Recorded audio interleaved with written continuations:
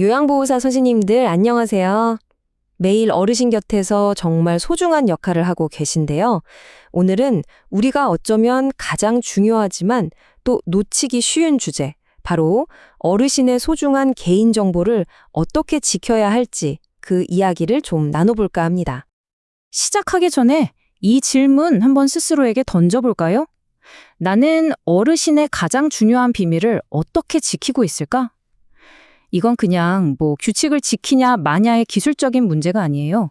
이건 어르신과의 깊은 신뢰, 그리고 전문가로서의 우리의 책임감에 대한 아주 근본적인 질문이거든요. 자, 그럼 그 신뢰를 지키는 첫걸음은 뭘까요? 바로 우리가 무엇을 지켜야 하는지 정확히 아는 것부터 시작해야겠죠. 우리가 매일 다루는 개인정보, 과연 어디서부터 어디까지일까요? 사실 개념은 생각보다 간단합니다. 살아있는 특정인을 알아볼 수 있게 하는 모든 것, 그게 바로 개인정보예요. 그리고 이 모든 정보의 주인, 법적으로는 정보주체라고 부르는데요. 그게 바로 선생님들이 정성으로 돌보시는 우리 어르신들이죠. 와, 이거 한번 보세요. 정말 놀랍지 않나요? 우리가 매일 얼마나 많은 개인정보를 자연스럽게 다루고 있는지. 이름이나 주소 같은 기본 정보는 당연하고요. 어르신의 병력이나 진료 기록 같은 건강 정보, 심지어 급여 지급을 위한 계좌번호 같은 재산 정보까지. 맞아요. CCTV에 찍힌 어르신의 모습 하나하나까지도 전부 소중하게 다뤄야 할 개인정보입니다. 자, 그런데요. 이 모든 정보 중에서도 정말 특별히 조심해야 할 게 있습니다. 바로 건강 정보입니다. 법에서는 이걸 아예 민감 정보라고 따로 분류를 해놨어요. 왜냐하면 만약 이게 유출되면 개인의 사생활에 가장 깊고 심각한 상처를 남길 수 있거든요. 그래서 다른 정보보다 훨씬 더 엄격하게 보호해야 합니다. 그렇다면 말이죠. 이렇게 중요한 정보들을 우리가 마음대로 편의에 따라서 막 사용할 수 있을까요? 당연히 절대 안 되죠. 법적으로 명확하게 이럴 때만 사용하세요라고 정해놓은 3가지 상황이 있습니다. 첫 번째는 뭐니 해도 가장 기본이죠. 바로 어르신 본인의 명확한 동의입니다. 어떤 목적으로 어떤 정보를 얼마나 쓸 건지 투명하게 알리고 허락을 받아야 해요. 두 번째는 계약을 이행하기 위해 꼭 필요한 경우예요. 서비스를 제공하려면 주소를 알아야 하고 급여를 드리려면 계좌번호를 써야 하는 것처럼 말이죠. 그리고 마지막 3번째는 바로 응급 상황입니다. 갑자기 쓰러지셨을 때 구급대원에게 병력을 알려주는 것처럼 어르신의 생명과 안전이 걸린 급박한 순간에는 예외적으로 허용됩니다. 자, 지금부터가 진짜 하이라이트입니다. 어르신의 정보를 지키는 보호자의 코드라고 할 수 있겠네요. 우리가 매일 가슴에 딱 새기고 실천해야 할 3가지 황금 규칙, 지금부터 알려드릴게요. 첫 번째 황금 규칙입니다. 아까 제가 엄청 강조했던 민감 정보, 특히 건강 정보는 특별 대우가 필요해요. 다른 정보랑 슬쩍 섞어서 모든 정보 사용에 동의합니다. 이런 식으로 한 번에 받는 포괄적인 동의 절대 안 됩니다. 반드시 어르신, 이 건강 정보는 이러이러한 목적으로만 사용해도 괜찮을까요? 하고 명확하게 별도로 여쭤보고 동의를 받아야 합니다. 아시겠죠? 두 번째 규칙. 어르신의 정보를 다른 사람이나 다른 기관에 전달해야 할 때가 있죠. 이때 꼭 기억하세요.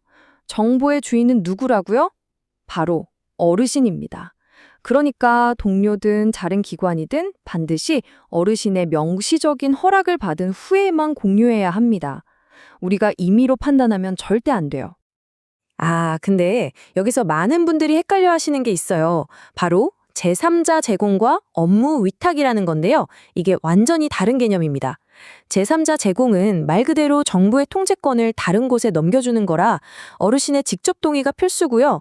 반면에 업무 위탁은 예를 들어 전산 시스템 관리업체처럼 우리 업무를 돕기 위해서 잠시 정보를 다루게 하는 거예요. 이럴 때는 동의 대신에 우리 센터는 이런 업무를 외부에 맡기고 있습니다 라고 공개만 하면 됩니다. 차이가 크죠?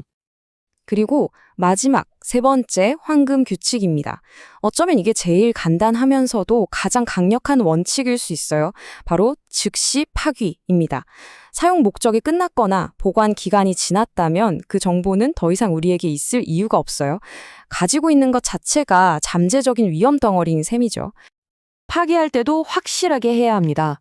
종이 문서는요, 그냥 쓰레기통에 휙 버리면 절대 안 돼요. 복구할 수 없도록 아예 태워버리거나 파쇄기로 잘게 갈아버려야 합니다. 컴퓨터 파일도 마찬가지예요. 그냥 휴지통 비우기? 어림도 없죠. 복원이 아예 불가능하도록 영구 삭제 처리를 해야 합니다. 물론 딱 한 가지 예외는 있습니다. 법에서 이 기록들은 몇 년간 꼭 보관해야 합니다라고 정해놓은 것들이 있거든요. 이런 정보들은 파기하면 큰일 나죠. 대신 지금 쓰고 있는 다른 정보들이랑은 완전히 분리해서 별도의 잠금 장치가 있는 곳에 안전하게 보관하는 게 원칙입니다. 자, 이렇게 규칙들을 머릿속에 넣는 것도 중요하지만 진짜 중요한 건 이걸 매일매일 몸으로 실천하는 거잖아요? 그래서 우리가 일상 업무에서 바로 적용할 수 있는 아주 간단한 행동 체크리스트를 준비해봤습니다. 딱 이 네 가지만 기억해도 우리는 훨씬 더 훌륭한 보호자가 될 수 있습니다. 첫째, 입을 잠그세요. 업무상 알게 된 어르신의 사적인 이야기는 절대 밖으로 새어나가면 안 됩니다. 둘째, 물리적으로 잠그세요. 컴퓨터는 비밀번호로, 서류함은 자물쇠로 딱. 셋째, 흔적 없이 파기하세요. 아주 작은 메모 한 장이라도 반드시 파쇄해서 버려야 합니다. 그리고 마지막으로 쌓아두지 마세요. 목적이 끝난 정보는 미련 없이 즉시 정리하는 게 철칙입니다. 오늘 하루를 마무리하시면서 스스로에게 한번 조용히 물어보시면 어떨까요? 오늘 나는 어르신의 정보를 지키는 믿음직한 보호자였는가? 선생님들의 전문적인 노고가 어르신과의 깊은 신뢰라는 가장 큰 보상으로 이어지기를 진심으로 바랍니다. 소중한 정보 함께 지켜주셔서 정말 감사합니다.